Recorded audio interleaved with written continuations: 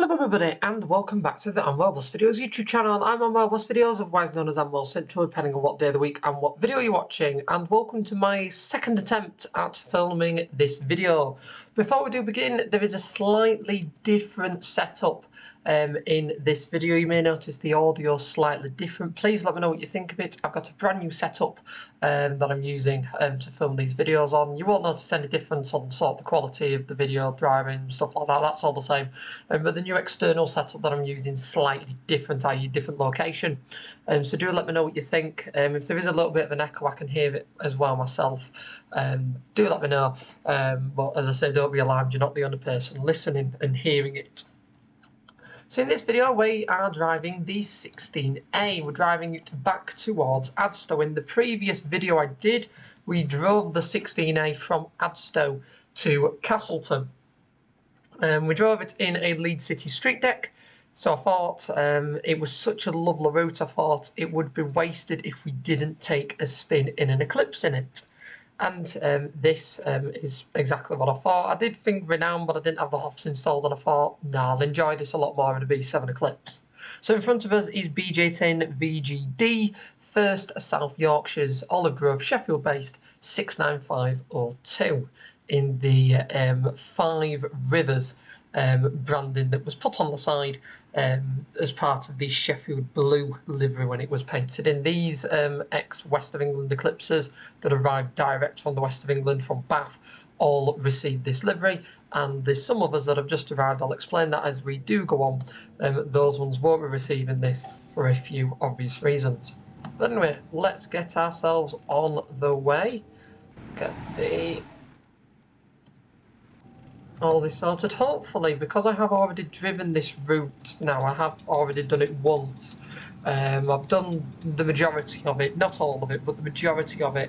I do roughly know what to expect. But hopefully, as I say, I can still enjoy the scenery a little bit more than focusing on the road and going, oh goodness me, where am I going, all this and that, like I did on my first run on it. So this is 69502, one of four, initially, four BJ10s that transferred from the West of England sort of Discover network that they had that went from sort of like Bath to Warminster and places like that. Basically from Bath to sort of southeast Bath locations.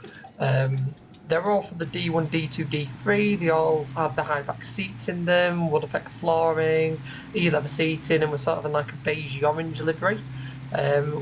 When they started reducing the Discover network, I think funding cuts and bits like that helped to sort of go along the idea of cutting them back.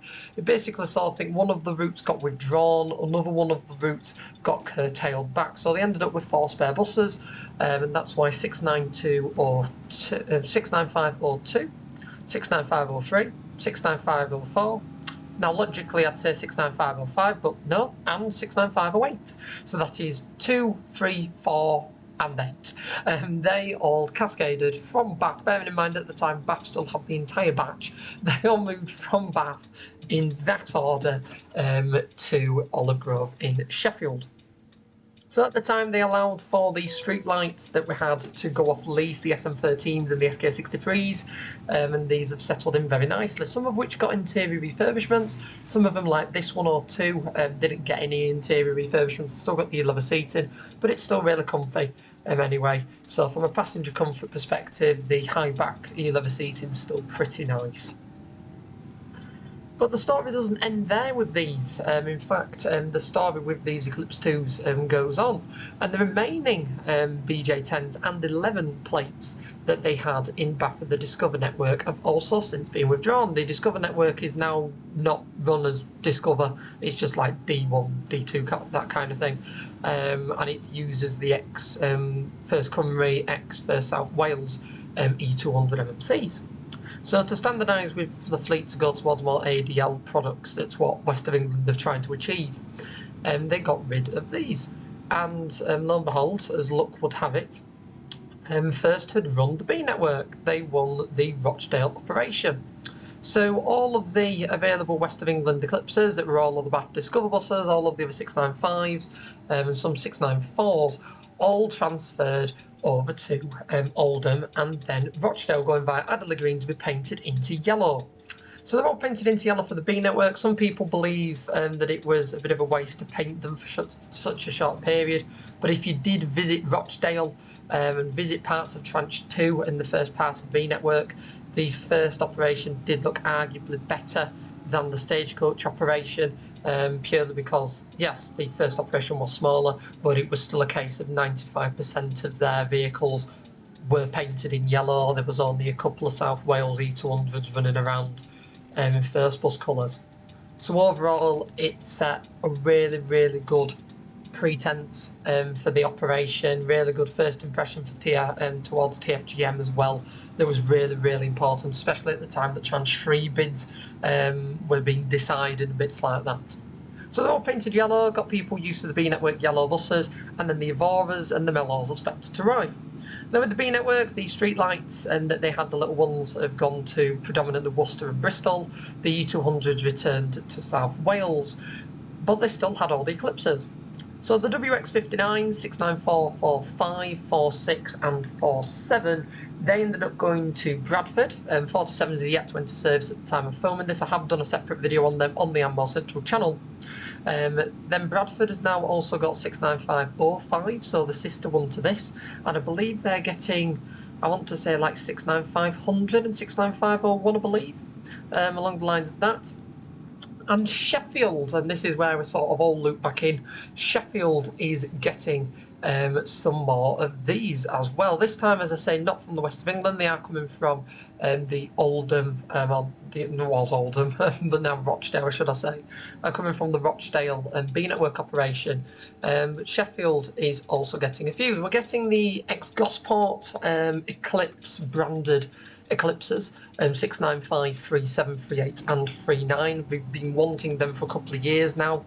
They were announced as a cascade quite a bit ago, and then the B network happened, so it was delayed in arrival. Now 69537 has entered service at the time of filming this, so we've got one of the three out in use. But these have also now been joined by some of this batch.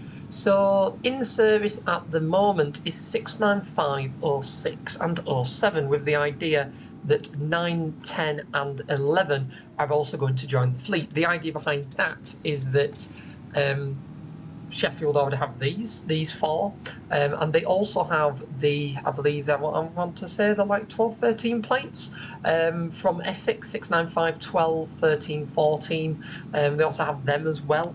They transferred from Essex to Doncaster some time ago, and then from Doncaster they migrated to Sheffield.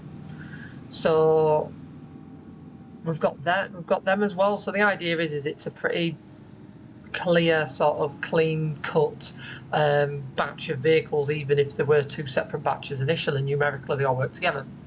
So it will mean that apart from the odd obvious thing that you'll hear in a second, we're going to have 695 in Sheffield, 695 02, 03, 04, 06, 7, 8, 9, 10, 11, 12, 13, 14. So the one that is going to be quite annoying is 05 being at Bradford. That is quite annoying, and that there is just that solitary one there in Bradford is a shame. It arguably would have been better to probably send the Gosport ones across, or even the BD11s, because we are also getting in Sheffield 695, 29 and 31. Because if you remember, Sheffield has 695, 21, all of the original 582 Red Line branded buses that used to run between Lee and Bolton, for context. But they've got 69, Sheffield has 69521 all the way through to 27. They were the initial ones to arrive. 21 to 26 are in Sheffield Blue, 27 is in Mainline. And then in more recent times, the random cascades were 69528, and no, not 29, it was 30. We got 69528 and 30. The idea was that 29 and 31 were going to join shortly after. Again, B network was announced, so as a result 29 and 31 have stuck on a bit longer of Greater Manchester, and it's now expected that they'll be joining the Sheffield operation. So why is Sheffield getting more buses? Well, quite recently a public consultation has gone out for the introduction of a couple more bus services. So there'll be a few more bus services that will heighten PVR slightly, a few more frequency increases, bits like that, that they're wanting to bring in. And at the moment, there's quite a few elderly B9TLs. Yes, I did just use the phrase elderly B9s, despite the fact that first in Cornwall are still running B7s. There are a few elderly B9s in Sheffield that they are withdrawing and scrapping, so the Eclipses will also help to fill that void and fill that gap. It is, however, then hoped that some of the more healthy B9s that get replaced do go down to Cornwall, because as much as we do love the B7s in Cornwall, and the B7TLs down there do need to be retired very soon. With that in mind, though, I do hope you're enjoying the little mini Cornwall takeover that we're having on the channel. Sort of for a couple of weeks. I filmed quite a bit of content when I was down there this year. I went this time round, I went just after the Penzance running day, so not for the running day itself. I did miss the running day this year. However, we have an incredibly exciting announcement at the end of this month, end of July, on the Ammore Central channel. So it's going to be a really exciting announcement that'll sort of explain and make sense as to why I wasn't at the Penzance running day this year, and it'll also be, again, and I cannot emphasise this enough, it will also be an incredibly exciting themed takeover on the Ammore Central channel. I'm not going to say much else because it is a big surprise. However, there is going to be a lengthy takeover as we go over summer on the Ammore Central channel, with a certain theme of a certain location, that again I cannot emphasise enough how excited I am for it. It will mean, however, that some of the locally themed videos that I am filming at the moment, I'm filming quite a lot around Sheffield, and quite a lot around West Yorkshire and stuff like that. It will mean that they will be out a little bit later than planned.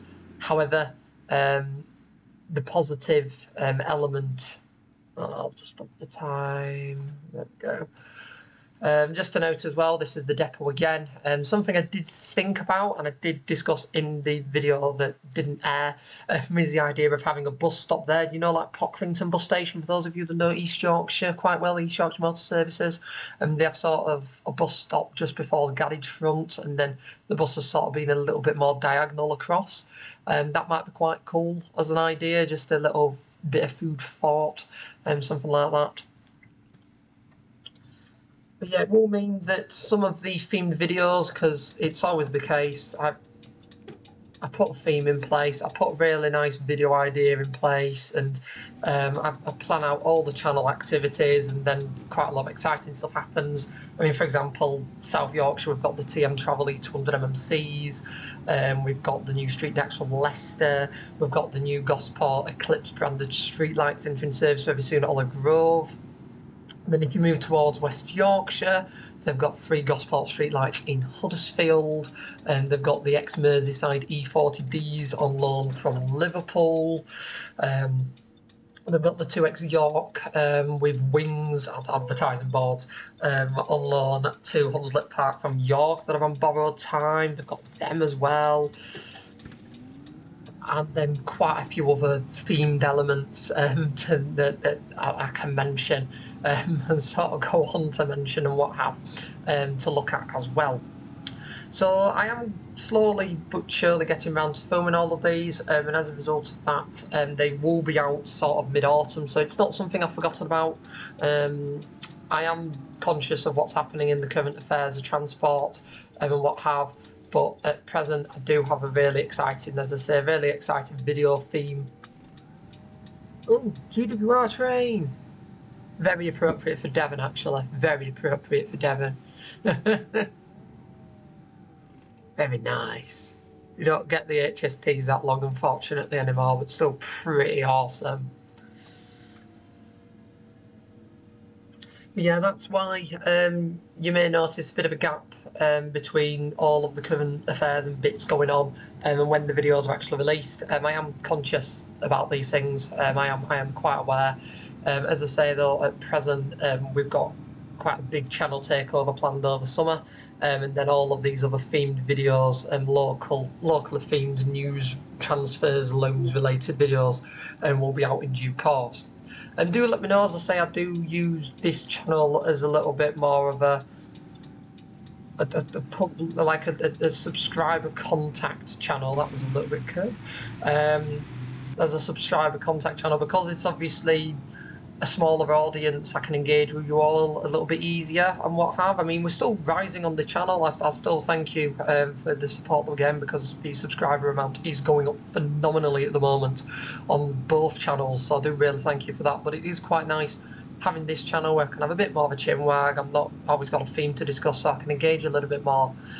Do let me know what you think in the comments, and do let me know, would you like, obviously this takeover that we've got on the channel, again, it will become very clear at the end of this month, at the back end of this month, when it is publicly announced. I'm not gonna go into details about that, but basically the channel takeover is going to take us into sort of the first section of autumn, because obviously back in the summer, that kind of thing, so it will take us into autumn.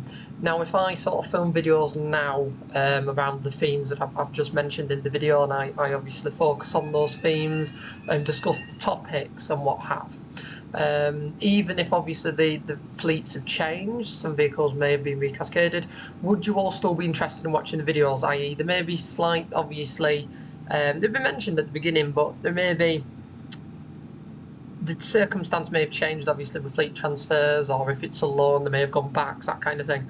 But would you still be interested in watching the videos, obviously, for the content, for the discussion points, and the sort of documenting the fact that the vehicles were there in the first place, or the brand was there in the first place, or the route was there in the first place? Please do let me know what you think, as I say, it's something I want to just doubly sort of check before I go out and film them all. It's always a tricky one when you do a little mini channel takeover, because there'll always be a lull period where there's not much going on, so I'll film a load of content when I've travelled out, then I upload it, schedule it all in, and then lo and behold, as soon as I've done all that work, we then end up with all of this exciting stuff happening. It's always the way. We can never win with it, unfortunately. So I do try my best to strike a balance. So just let me know what you think. As I say, I want to sort of look at these new fleet transfers and bits like that. And I mean, I will be filming the videos very soon, but it will mean that they'll probably be out a bit later on. So obviously, it's like going into autumn, they'll be out. So as long as that would be something that would interest everyone to watch, I'll still go ahead. But just let me know in the comments what you'd like to see.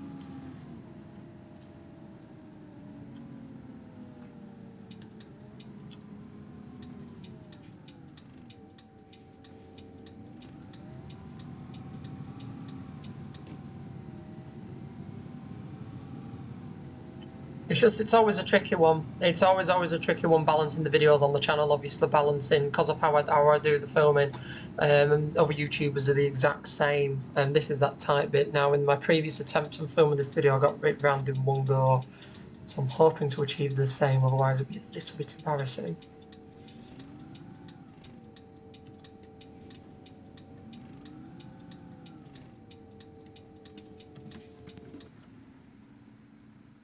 Oh, and I did this exact same thing last time, where you have to pull the bus forward for them to actually recognise that you're here, so you end up just loading them in the car parking spot. Although I did, in my defence, I did mention in my previous video with the Decker that it would probably be a challenge to take a 12 metre round here. I would be very sad if I actually don't make it round on this one. There we go, just. Taking it a bit wider than I did in the previous run round here, but it is quite a tight bit. Oh, okay. Just keep walking back and forth then, will you? Trying not to run you down, but there we go, straight round. Oh, the Edward Fowler show is playing OMSI too. We haven't had Edward Fowler on for quite a while on the channel, actually. again, let me know in the comments. Would you like to see him again? We had quite a good actually catch up. I mean, we're probably talking a couple of years ago now, but me and Edward Fowler properly caught up in Manchester, and we both had the privilege. I mean, he did all the organising. I tagged along and what have. But to have a little look in the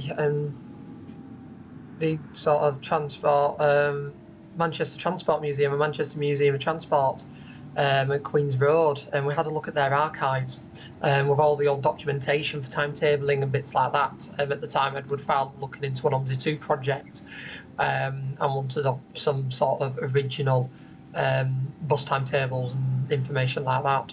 And it was incredibly cool to sort of look through their archives and see all the timetables and just see how much transport history they did hold. I mean, they're very, very lucky in Manchester to have the Transport Museum that does predominantly focus around the buses, because they pretty much have a copy probably about a handful of every single timetable ever published in the Greater Manchester and even outside of boroughs and bits like that. That is such a substantial achievement. I mean, just like any archive, and they were still in the strong processes of auditing it all, organising it all, scanning it so that people can view these documents.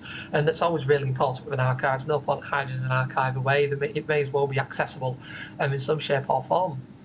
It was an incredibly impressive watch.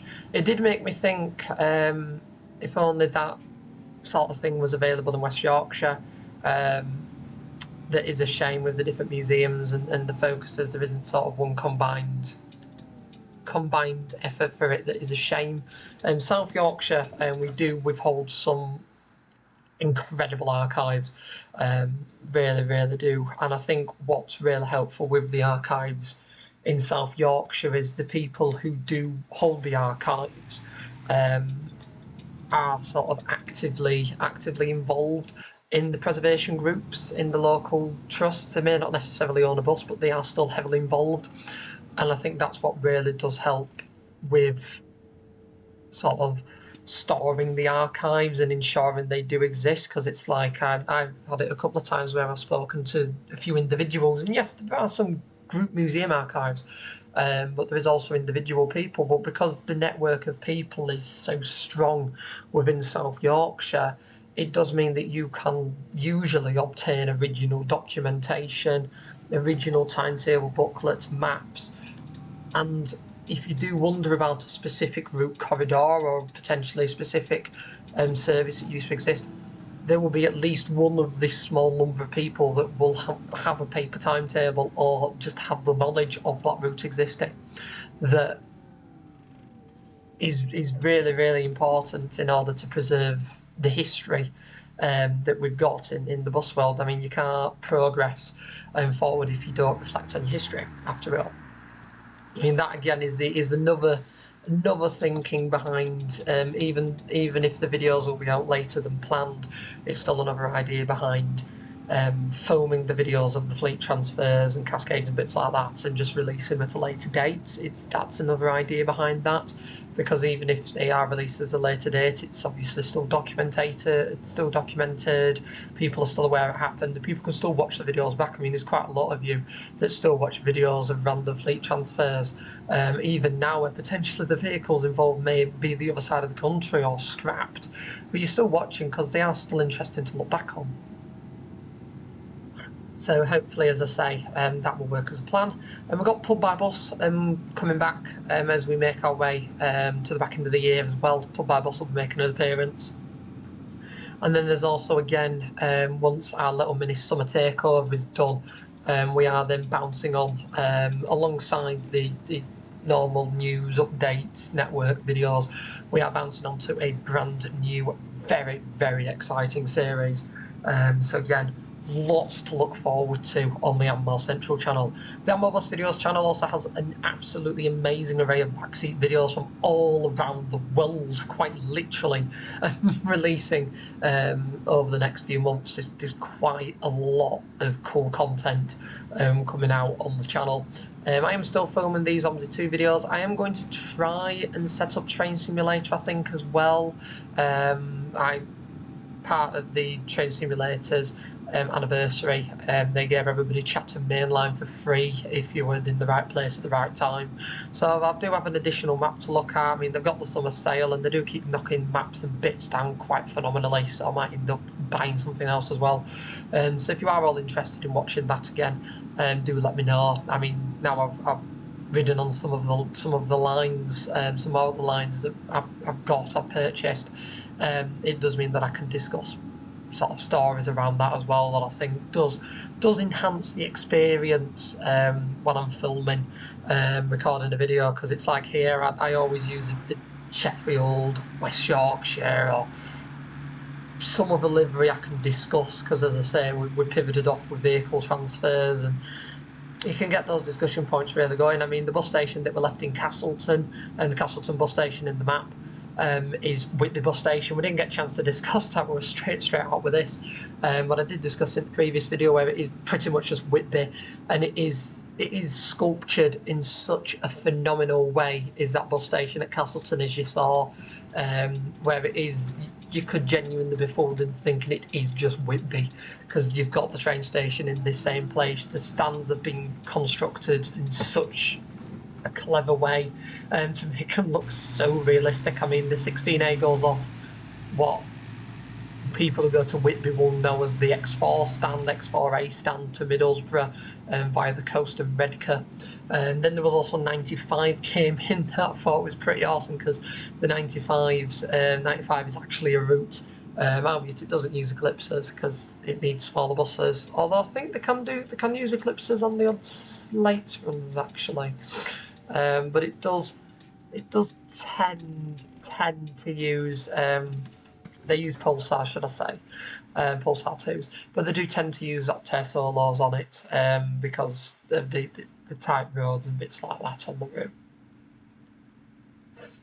Got someone wanting this bus, because I am just, there we go, it is. Good job I didn't shut the doors then. But it's like you've got Whitby bus station style and bits like that. And what's quite nice about this map is you can drive along it, like we went over the reservoir and bits like that, and you can sort of envision places that you may have been. I mean, as I say, like Whitby bus station is Whitby bus station, but even like how the map has been constructed, it just feels like it's just taken the best bits of locations and then shoved them together with some incredibly well thought out transitions between locations as well, that is really noteworthy. As I say, some transitions, like we've got all the rural roads, then we're back into an urban bit, then we had a little village, and it's been constructed in such a good way as this map. For emphasis, once again, as I've put in the video title anyway, this is still a beta, it's still beta 5. I mean, you may have noticed bugs with it that I might not have seen, and bits like that. There's probably other bits that I have seen. So it isn't a final product. There are still minor bugs, there are still bits that need sorting. I mean, for example, we did the 2A and the 19 competing services. They ain't finished. They're not supposed to finish at Tesco. They're supposed to go much further. But for now, that's where they finish, because the map hasn't been completed yet. I mean, for example, we can drive the 16A, but we can't drive the 16, because the 16 that's going to go to Ashbourne, that I really do hope is sculptured very similarly to Ashbourne, or potentially even Matlock, would be nice. Having been to both locations, and Matlock is relatively near Ashbourne, or Buxton even potentially. But again, that hasn't been finished yet. That will be in a future release, and I do hope that I get to drive it in a future beta. That would be quite nice. But as I say, it's still a beta release. This is still a private release map. So for those of you that have asked for a map link, as I have said in the previous videos, it is still a work in progress map. That is why we're showcasing it in this format. That is why I'm not going, oh my gosh, it's just released, here's a link. Because it isn't, because there's still bits that need finishing, there's still bits that need sorting, there's still scenery that needs finalising, but it is always such a privilege. I mean, even from day one when I started OMSI 2 videos, it is always such a privilege when a map developer, like what happened with Adstow, when a map developer gets in touch with you and says, I like what you do in the channel, or you have a good following on the channel, something along the lines of that. It doesn't necessarily have to be good what I do, but say, well, you are in some shape or form affluent in the OMSI 2 world.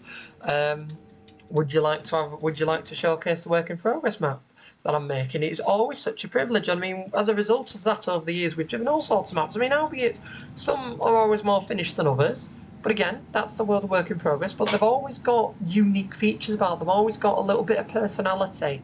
That, as much as I do absolutely love the UK DT maps, it sometimes does feel very generalised with them. Obviously, they are for public release. They are for your general UK style maps. So it's quite nice when you do get individuals just working on their own project on their own like this, because you do get a unique personal touch to it. You can see where they're potentially being on holiday and being inspired by a certain brand, or if they've watched like YouTube videos, or they've looked on like different photos on Flickr, and you can see where they've got inspiration from. That I just think for something like this is really, really cool. I mean, I do love the UK DT stuff, do not get me wrong, but with individuals like this who may not necessarily bestow the same incredibly high skills that the UK DT have, it is still really, really nice to see someone's unique personal project. And I think